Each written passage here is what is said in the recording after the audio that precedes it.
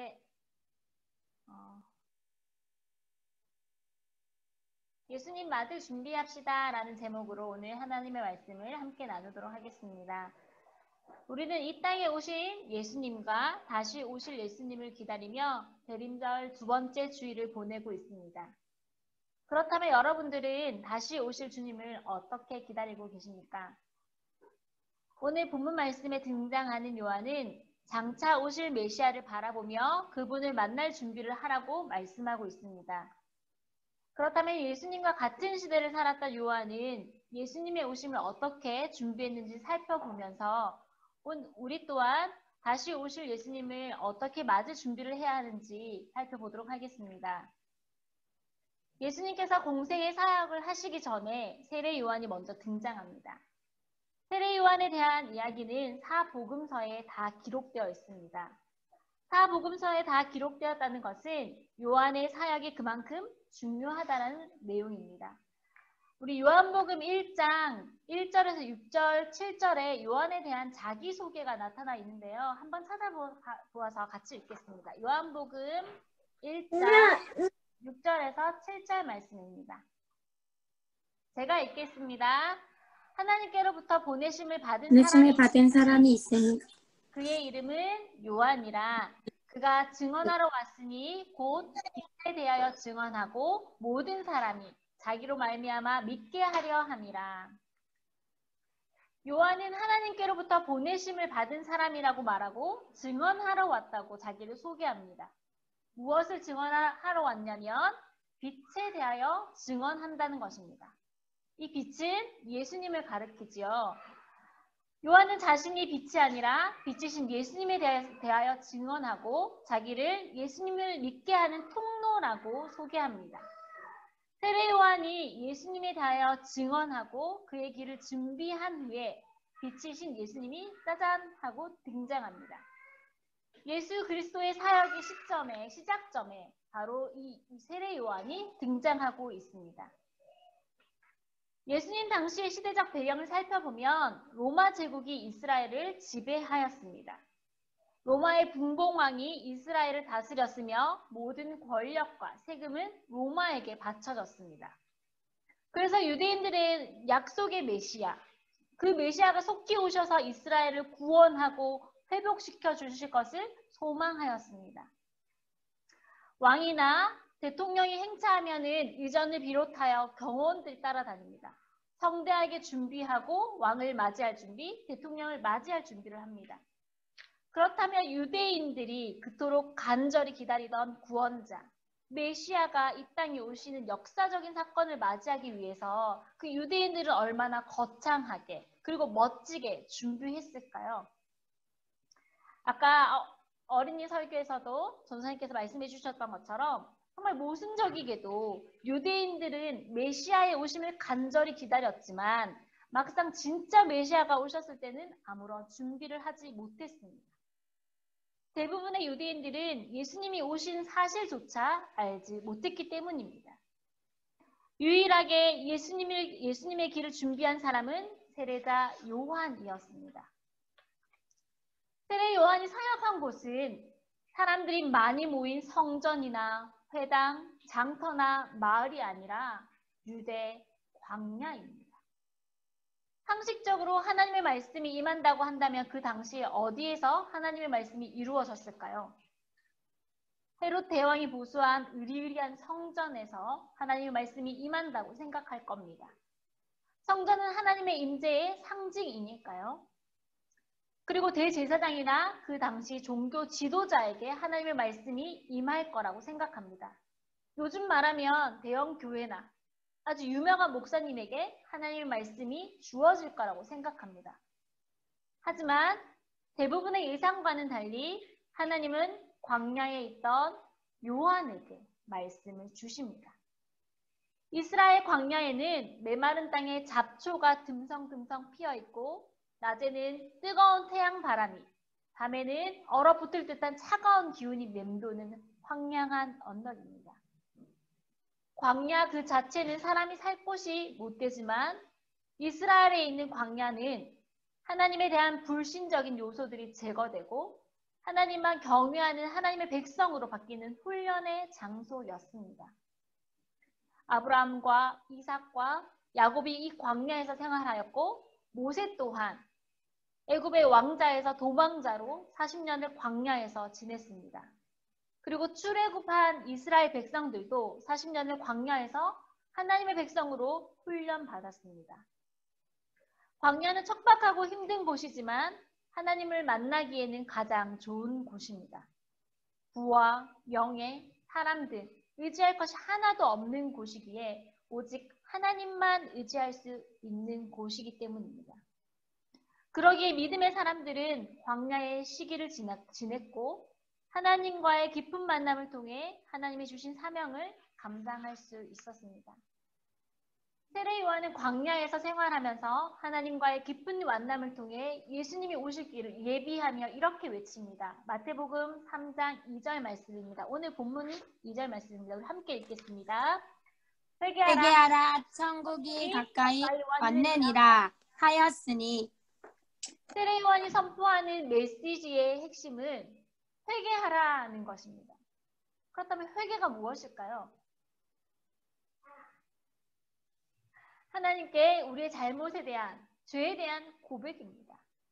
회개는 자신이 죄인임을 깨닫는 것에서부터 시작합니다. 그러하기에 자신의 죄를 인정하지 않고는 회개로 나아올 수 없습니다. 저는 죄인입니다 라는 고백이 없이는 하나님을 믿을 수 없고 예수님을 구원자로 고백할 수 없습니다. 회개하지 않고서는 주님을 영접할 수 없다는 것입니다. 진정한 회개는 자신이 죄인임을 깨닫고 그 다음 자신의 마음의 삶의 태도를 바꾸는 것, 그것이 바로 회개입니다. 죄를 향해서 있던 우리의 생각과 삶이 이제 죄에서 돌이켜서 하나님을 향하는 것, 그것이 바로 회개라는 것입니다. 아멘. 우리의 삶의 방향이 전적으로 100% 하나님을 향하는 것이 바로 회개입니다. 입술의 고백뿐만이 아니라 삶의 변화까지 요구하는 것입니다. 그렇다면 요한은 왜 회개하라고 촉구하였을까요? 회개하라. 왜요? 천국이 가까이 왔기 때문입니다. 천국, 하나님 나라가 가까이 왔으니 지금처럼 살지 말고 회개하라고 명령합니다. 죄를 향하여 서 있지 말고 하나님을 바라보라는 것입니다. 우리는 연약하여 계속 죄를 짓기 마련입니다. 그렇기 때문에 계속 회개하라고 명령하십니다. 과거에 회개했었지, 미래에 회개할 거야가 아니라 지금 이 자리에서 회개하라는 현재 명령형입니다. 더군다나 천국이 가까이 왔다는 긴박감을 가지고 회개하라고 말씀하십니다. 유대인들과 종교 지도자들은 구원자 메시아를 기다리면서 메시아가 오심에 대한 준비는 없었습니다. 요한은 이런 유대인들에게 회개하라, 그리고 메시아의 오심을 준비하라고 선포합니다. 죄가 있으면 하나님께 갈 수 없기 때문입니다. 그리고 요한은 요한계시록을 통해서 예수 그리스도가 속히 오겠다라고 계속 말씀하고 계십니다. 2000년 전 역사적 예수님이 오셨고 그리고 다시 오실 주님은 지금은 아직 오지 않았습니다. 우리는 이미 already 오신 주님과 아직 오지 않은 not yet 그 주님 사이에 살고 있는 사람들입니다. 그리고 우리가 이 땅에 살고 있을 때에 주님의 재림이 오기를 기다리며 소망하며 살아가는 사람들입니다. 그러나 우리의 삶의 모습은 우리가 살고 있을 때는 아직 오시지 않겠지. 지금은 아니야. 라고 살아갈 때가 많습니다. 임박한 종말론을 외치고 있는 이 세례자 요한의 말씀은 그냥 성경 말씀일 뿐이야.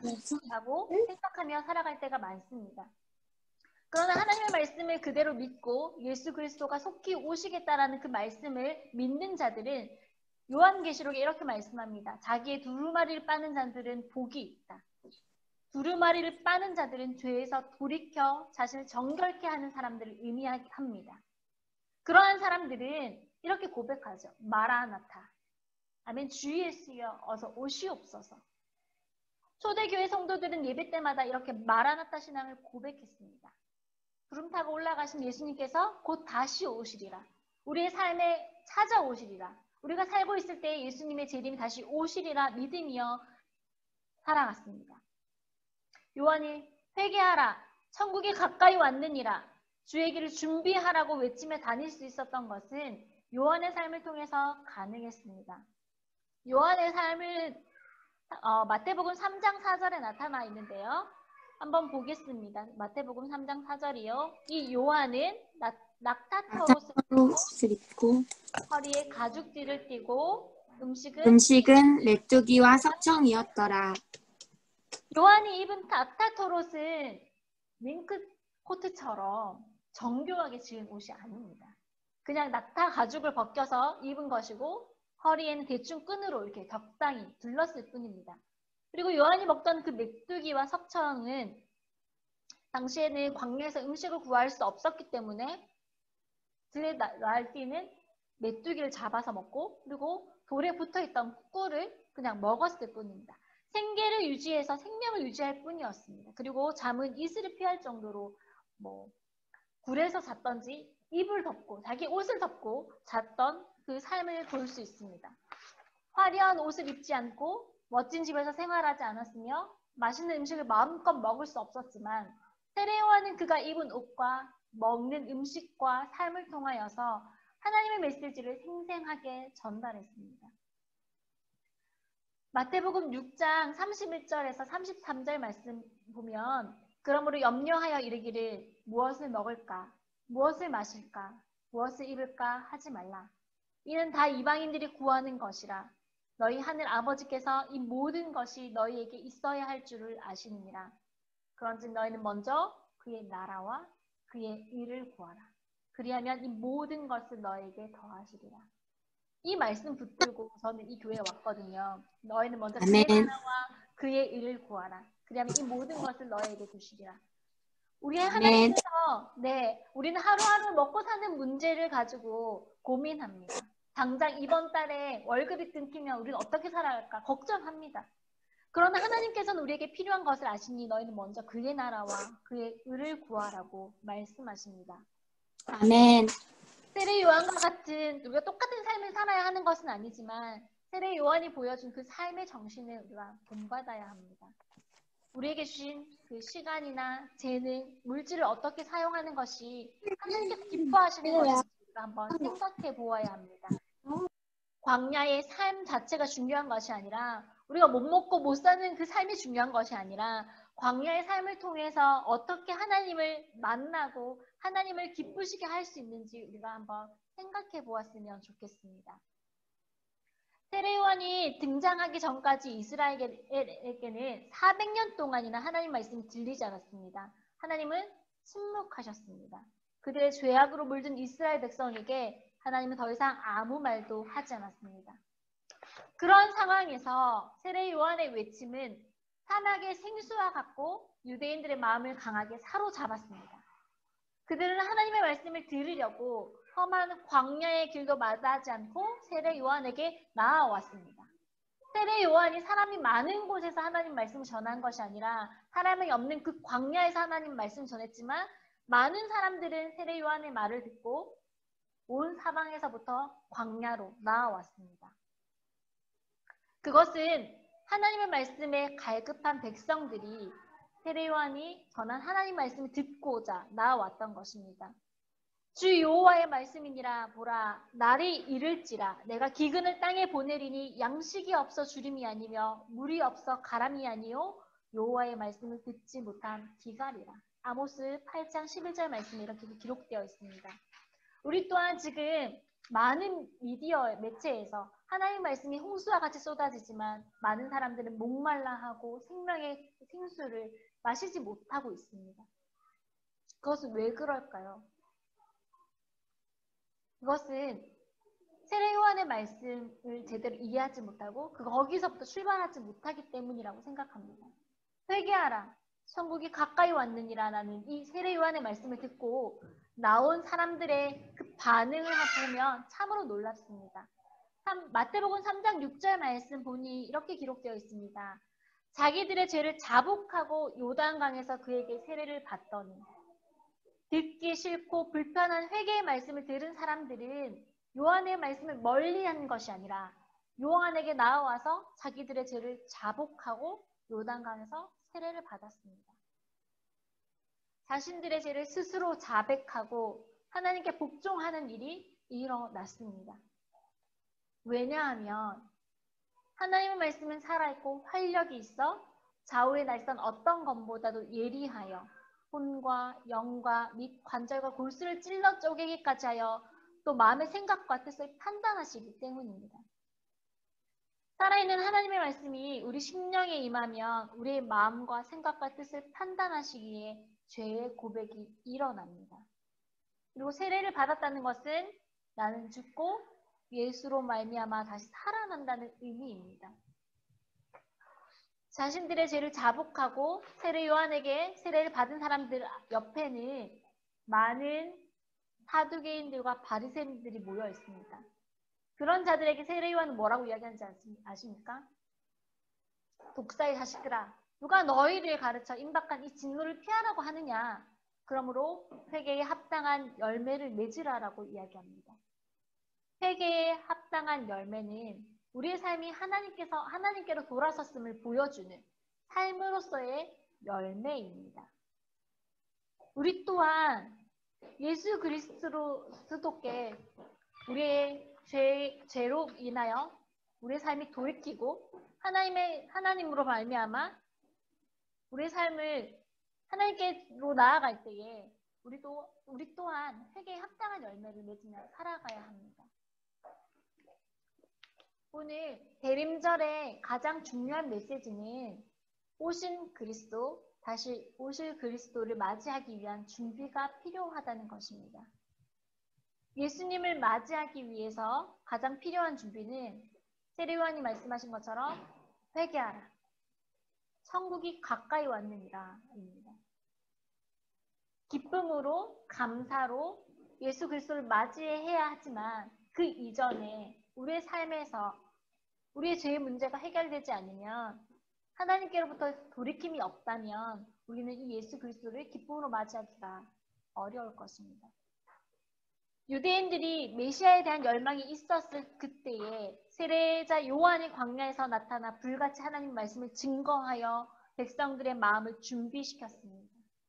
회개하라. 그는 말로만 아니라 삶을 통해서 회개의 메시지를 전했으며 주의 길을 준비하라고 선포합니다. 그리고 회개에 합당한 열매를 맺으며 살아가라고 촉구합니다. 이 말씀을 받은 우리 또한 요한처럼 광야로 나아가 회개하고 회개에 합당한 열매를 맺으며 다시 오실 주님을 맞이할 준비를 하시기 바랍니다. 우리 오늘 제목처럼 주님 맞을 준비합시다입니다. 대림절 예수 그리스도가 다시 오심을 기다리며 그 기다림뿐만 아니라 어떻게 준비해야 되는지, 어떤 마음으로 준비해야 되는지 오늘 말씀을 통해 살펴보았습니다.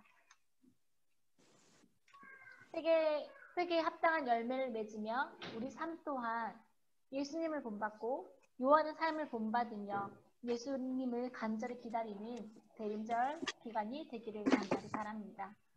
아멘. 하나님 감사합니다. 대림절 두 번째 주일로 함께 모여 또 예배하게 하시니 감사합니다.